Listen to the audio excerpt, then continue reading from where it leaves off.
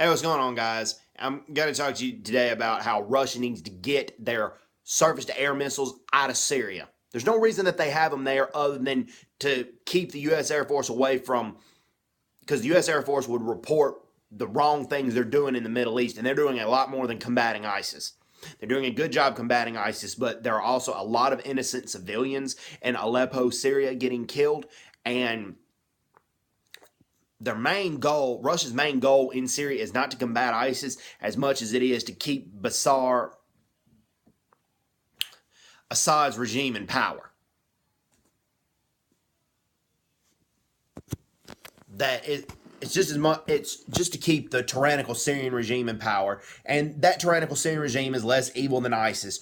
But Russia has killed a lot of innocent civilians and a lot of U.S.-backed rebels that have nothing to do with ISIS. The al-Assad regime is plain evil. Again, they're less evil than ISIS, but Russia is propping him in power because him and Russia are buddies.